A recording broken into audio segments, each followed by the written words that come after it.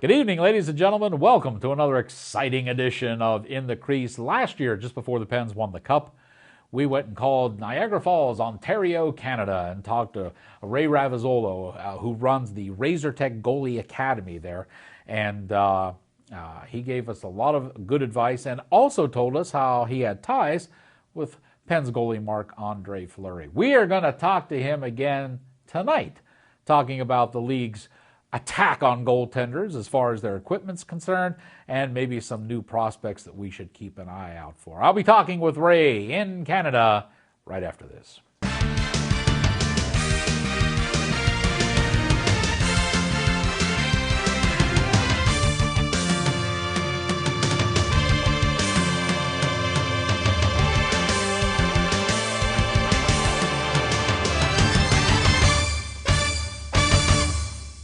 Back with you here, ladies and gentlemen, on In the Crease, and I'm very happy to say our guest, Ray Ravizolo, is back with us. We talked to Ray last year in February of 2015, just before the close of the season. And Ray, if I remember correctly, you were kind of high on the Penguins back then. You had a little bit of a tie with Marc-Andre Fleury, and they went ahead and won the Cup. You have to be smiling about that, huh? Oh, I was extremely pleased.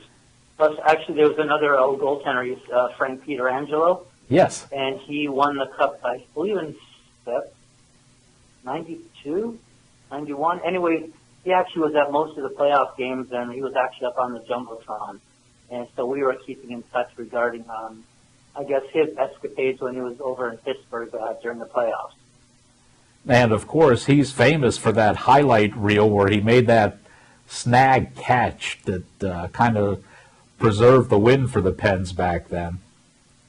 Actually, that was on the Jumbotron. I don't remember which game they showed it last year, but yeah, that was on the Jumbotron. And he had the Stanley Cup ring on, he's flashing it, then he's got the white towels getting the crowd going. Man, that was awesome. Now, I'm going to take a guess and say that since you're in Ontario, you really can't do a whole lot of celebrating for the Pens up there, right? Why not? I do. I don't care. What do you want me to be, a Leaf fan? I'm just kidding. I'm kidding. I don't mind. I'm not here to diss any teams, but I've always had this thing for Pittsburgh. I love hockey. Period. It doesn't matter. And Toronto's no different. But actually, I have quite a few Pens followers up here too. Mm-hmm. All right, Ray. Let's talk a little hockey here. I know it's early in the season. When we do this interview, we're only about 20-25% of the season played. But, Ray, there have been an awful lot of goaltenders who have gone down with injuries. Why do you think we're seeing a lot more goalie injuries this season? To be honest with you, I mean, you got to almost look at what kind of injuries are there. Are the high ankle sprains like Fleury actually had a couple of years ago. Right. And I believe the Buffalo Sabre goalie Linier, he had an ankle sprain. But a lot of it, I find is knee and hip, and it's just I think part of the position. I mean, going down, getting up. You got to remember, it's not a natural thing that the human body is able to put into to use daily. And I mean, as a goalie, not just for training, because I mean, they're on the ice almost every day, whether it's a game or a practice. And I mean, you're asking the body to do sometimes a lot of unnatural movements, which is part and parcel, but that's also, we're expected to be training too, keep our flexibility up, keep our conditioning, our strength, our muscle, hypertrophy going, just to try to keep, the joints as safe as we can. But I mean, it's overuse. Everybody gets overused, even if you're a keyboardist on a computer screen. Right. But Ray, I think it's more. Yeah. Go ahead. I was just thinking it's more overused, and it's not like anybody's changing the position, like making some goalies do different funky positions. It's not really that. Sometimes you just tweak things. I mean, I tweaked my arm. I have a partial tear in my bicep. Actually, I just healed it now over the last couple months, and over just some silly little thing, silly movement that I've probably done 1,000 times, and unfortunately, maybe I put my arm in the wrong angle and it went. And Marty Berger went through that with his elbow. I think the year he went to St. Louis, Right. for something in his arm. And he's been playing in the league. I don't know, what did he play? Like 20 seasons, 19 seasons or so. Yeah, it was a long time. And he finally got that nasty injury. Yeah. So. Yeah. Well, do you think the goaltenders should be, I don't know, maybe altering their style a little bit, perhaps not relying too much on the butterfly in order to keep these injuries down? I don't know if it's a butterfly. I actually think sometimes, like, they play a lot on their knees, especially the bigger goalies that can crease, like Jonas Hillier. Yes. And Van Bishop, like they, slide back and forth, post to post on their knees. I sometimes think they're down too much. That's my take on it. Yeah. Personally, when the puck's in against the board, along the goal line, or just going out toward the blue line, sometimes these guys are still on their knees. Yes. I personally like a quick recovery. That's the way I train our guys. I like a quicker recovery because then I think you have more of an arsenal, like for different shots coming at you instead of constantly being down and sometimes vulnerable to tips, etc. I think I'd agree with you on that, Ray. Makes a lot of sense. Now let's talk about another thing that's happening in the league. They're talking again about changing the goaltenders' equipment. They're already talking about cutting down the size of the pants, and I've heard rumors that they're also going to relook at some of the other equipment, the leg pad once again, and the blocker pad and the glove again. I guess one of the big goalies who is at the center of this discussion is Ryan Miller for the Vancouver Canucks. Apparently, a couple of hockey announcers opted to pick on him and his equipment because, Ryan's a nice guy, but he's kind of like, maybe 150 pounds soaking wet.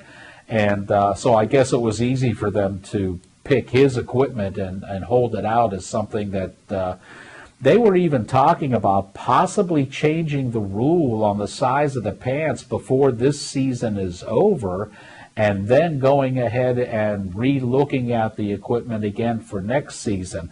What's your opinion on this, and are we setting up the goalies for more injuries by cutting back on their equipment? As far as this last point that you brought up, that's going to have to be up to the manufacturers of the individual equipment. I like Brian's or CCM, or it doesn't matter, any of those guys, Bauer, etc. If they unfortunately have to streamline it, if there's no other way, there has to be protection, because if there isn't, I am not for this rule. I personally almost feel like they just keep picking, here I am, picking on the goalies. I mean, worry about the shooters, because, there's a concussion issue, and I'll go back to your question in a minute. But what about the shooters with the big monster shoulder pads who lay into people's heads with, their shoulders and that, and their elbow pads? They're dressed like gladiators. As far as goalies, though, the Tampa Bay goalie, Vasilevsky, he's actually trying to streamline pants right now. Mm-hmm. He's actually played with them, and I think in his first 2 games, he's gotten a shutout. Might have gotten 2 in a row, I don't know, but I know one for sure. I did see that. So he's trying to streamline pants, but I'm more worried about the protection factor. I don't think the leg pad should go any thinner, because then that puts a lot of stress on the knee ligaments, especially the inner knee, medial lateral ligament. Right. And I just feel that I know NHL wants to streamline, but it's more the reason they want to streamline, from that obviously everybody knows, is that they want more goals. They think hockey has to be more exciting. But other than that, I think the point is goalies are getting better. They're getting better trained. They're getting more things, whether it's out of USA Hockey, or whether it's out of Hockey Canada, or even across Finland, etc. They're just having better techniques, better training things, and they're getting better. So, I think they should start to look at the players also, not just going on the goalies. I heard one goaltender that I talk to on a regular basis say when they streamline the equipment, it actually makes the goaltenders faster. Would you agree with that? Well, yes, it does, because I've seen some goalies, even some of the guys I train, I've seen some of the bigger equipment, and I mean, they don't move as well. Like when I'm scouting a game, I think I'm with a couple minor hockey teams now, we go into another barn, or sorry, an arena, and I watch the other goalie. If I see, bigger pads, etc., I, study it, and then I tell our team what I want you shooting for or on. And I just give them a really quick reason. They don't need to know the whole story. Just, okay, do this, this, and this, and usually it works because, you bring the pads down so they're less cumbersome, and yes, you can move a little bit quicker. Mm-hmm. That'd be like wearing one jacket compared to like 5 jackets. I mean, you're gonna, not move as well with like 5 layers of coats on. Sure. Compared to, say one. And I know, Ray, in your goalie academy, Razor Tech Goalie Academy, you do a lot of work with the younger kids who want to play goaltender. When the NHL makes these changes on the equipment and makes them smaller or lighter or whatever they need to do, how does that affect the kids? Are the kids' leagues adopting the same parameters, or are they going with the heavier stuff to protect the kids a little more?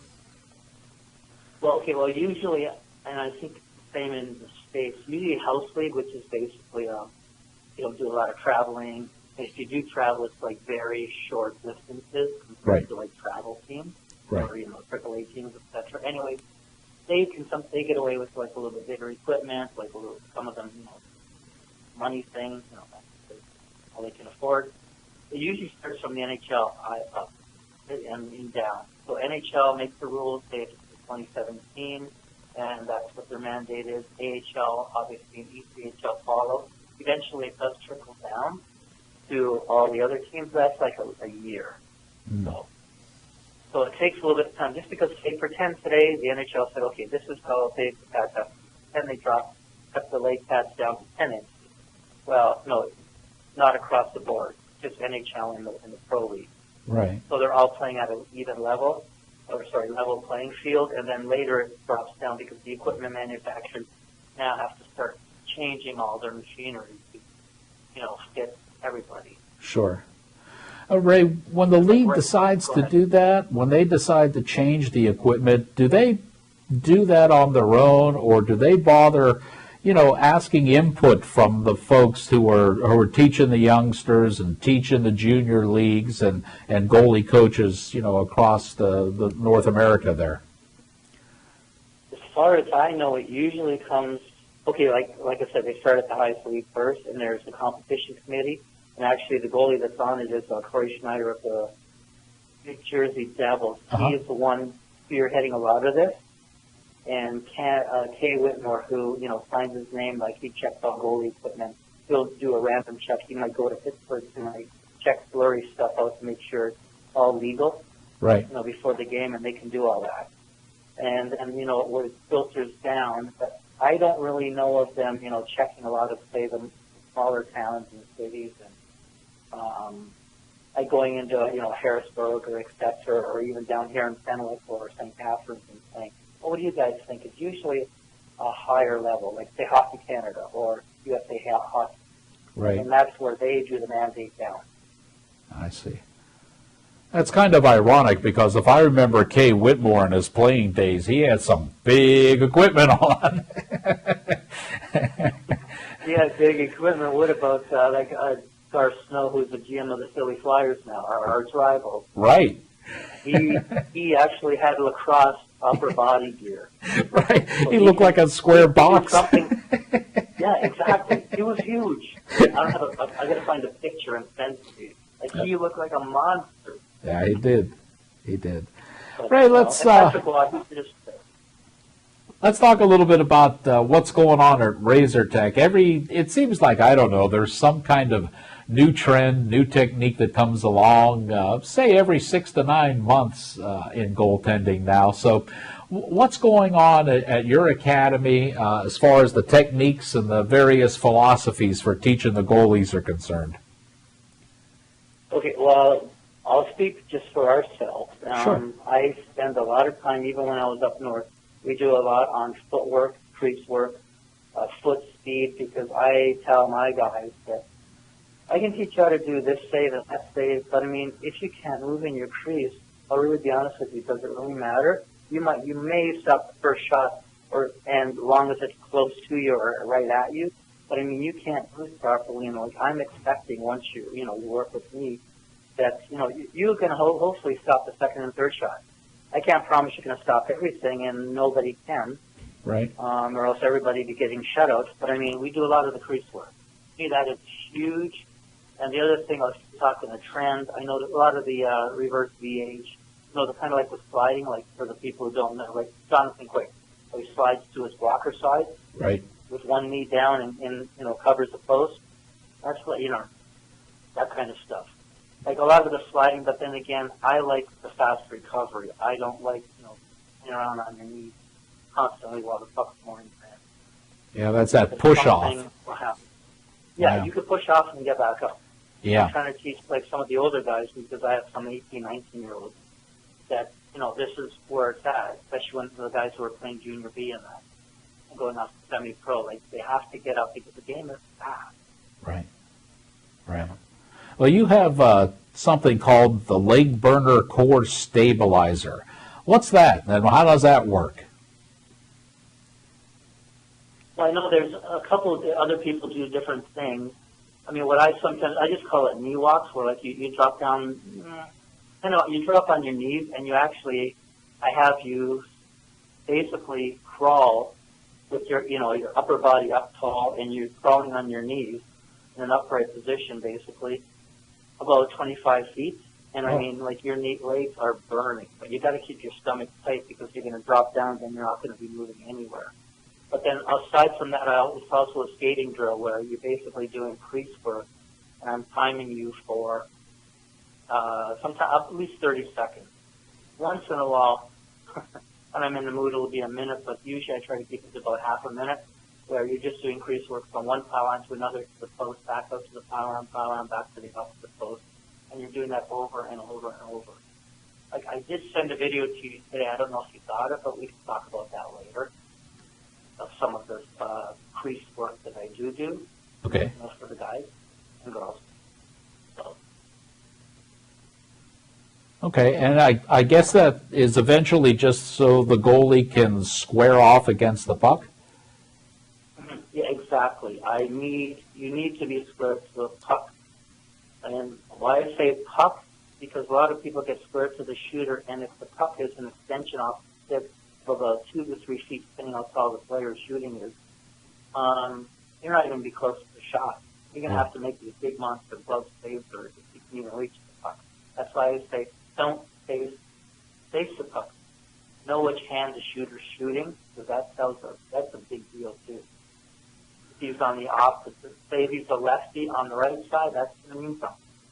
So then you square yourself with that puck or with his blade or stick before he actually gets the puck, if he doesn't have it at that point. Right.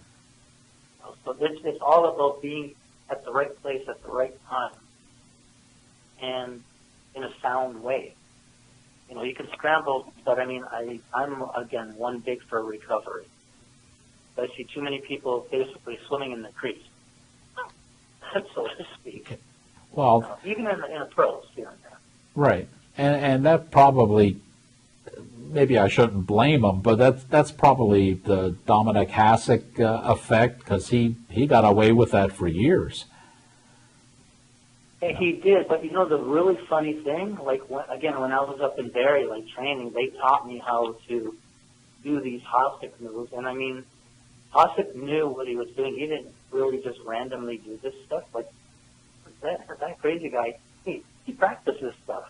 Like he actually, it's called the Hasek roll, and like I've taught some of the older guys how to do it, or even just starting on your knees and actually spinning, rolling on the ice and spinning so that you're doing a stack on one side, and you end up doing a stack on the other side. But I mean, it's got to be like fast. And I mean, like, yeah, Hasek knew what he was doing. There's a few other guys in the NHL. The names escape me, but I mean, like on highlight reels that they've done this stuff. They just bring it out of nowhere. Like, actually, Kippersoff, when he was playing, did it. There's a few guys now that can actually get away with it and do it properly. And when it works, it works. It's great. Mm. Because, I mean, the shooter's like, what the heck just happened here? Yeah, that used to make Kippersoff a lot of fun to watch. I remember that. That's pretty good stuff. Actually, I like watching that guy. Yeah. It was kind of sad when he retired, but the other reason I like that kind of a guy is because he did not quit. And that's another thing I teach our guys that I really respect. And I'm sure some of the other schools. You do not quit on a shot. I mean, if it looks like you're not going to reach it, you still got to try. You don't know. Right. You don't just, shrug your shoulders or like, the guys who really keep going, there's a battler, like Patrick Wall or even like Fleury. Like, they don't stop until either they got that puck or, unfortunately, went in the net or it went over the glass or something. Or it's out of their end. They do not quit on a shot, I love that stuff. You know? Well, Ray, last time we talked, well, go ahead. Go ahead. Oh, no, I was going to say, regarding that equipment issue, Yeah. to be honest with you, you know what I think the NHL really needs? It's bigger ice. Not really, tinkering with the, because if you watch European hockey or the Olympics, it's a different kind of game. Well, it is, Actually, but the big ice, I mean, you would literally have to change the rinks in every major city to do that, though. yeah, wouldn't I you? know, that's I know, because I know that on the bottom of each rink, I know they're retractable, but you're totally right, you'd have to change everything. Yeah. But I'm just saying, I think that's what part of the problem is. Because I have a really good friend I went to elementary school with. He's one of the head coaches in AHL right now in Russia. Mm-hmm. And he mentioned that because they got big rights, and he said that weans out even the bad skaters, like for the players. Like, not even talking goalies, it weeds out the people who cannot skate and all the people who want to just fight. Yeah. But then the ice is bigger. You have too much more room to move.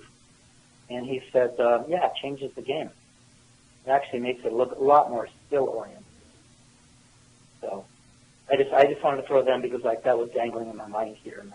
No, that's a good point, because that's what Gary Bettman and all the owners are stating. They want the game more skill-oriented. They want it faster and higher scoring, and certainly that would be a solution. But I don't think it'll happen because it's just going to be too costly. And you can't have some rinks that are Olympic size and some that aren't, and No. it would have to be uniform. Mm-hmm. Yeah, exactly. Yeah. Well, that would be something that they would have to look at. But Yeah. I think that, like you said, that might be almost insurmountable just in terms of cost. So I guess the next best thing is look at, players, goalies, etc. Well, A thing that's on the ice, not that they play around. still, changing the ring size probably would be a lot safer for the goaltenders than shrinking their equipment down. Yeah. Yeah, actually, yes. Yeah. And personally, I would probably make that trapezoid behind the net even bigger. Really? Because at least let the goalies who actually want to play the puck, because some of them I wouldn't want them playing the puck, and some of them just, they're hesitant. Like the ones who want to play it, let them play it. The ones who don't, doesn't matter. Well, why not get rid of it altogether? Well, actually, yeah. I was going to say that, but I thought, okay, I'm trying to be nice here. No, I've been a proponent for years of getting rid of that trapezoid. I think it's just horrible. Oh, you too? Yeah? Okay. Yeah. Well, you had goalies like Marty Turco and Eddie Belfour, Brodeur, even going back to guys like Billy Smith and Hextall. They could play the puck. Let them go out and play it. Mm-hmm. And I mean, some of the guys nowadays, like Carey Price, is very good at it. Yeah. Actually, Fleury does pretty well with it. But I mean, they don't have enough room to play around in there then because they're afraid of getting that penalty. Right. Which, I think if they won't, get rid of it, at least widen it, make it bigger. So this way it gives the goalie a little bit more freedom, because then I think the game will be faster. Because then you can act like, again, at third D, get that puck out of your zone fast. That's right. There's your breakout. There you go. That's right. I used to like watching Marty Turco do that backhanded flip. He used to grab the stick with a backhand and flip the puck. Hell, he could hit center ice with that maneuver. Oh, yeah, but that guy's good at that. Yeah. You know. Well, Ray, last time we talked, I had asked you about some goalies that maybe you're training or coming up through the system that possibly we should keep an eye on. It's been over a year, and let me ask you that again. Anybody that you're currently teaching or seeing in your the minor league teams that you work with that possibly we should look for? Well, the one guy that I think I mentioned last year, but because now he's playing a lot more, he's with Winnipeg Jets right now. That's Michael Hutchinson, or Hutchie. Right, you did mention him. 34. Yeah, he is there because right now with Las Vegas coming in, they might have a problem with their goalies. They have two young ones, which is Hutchie and Helleberg, I believe it is.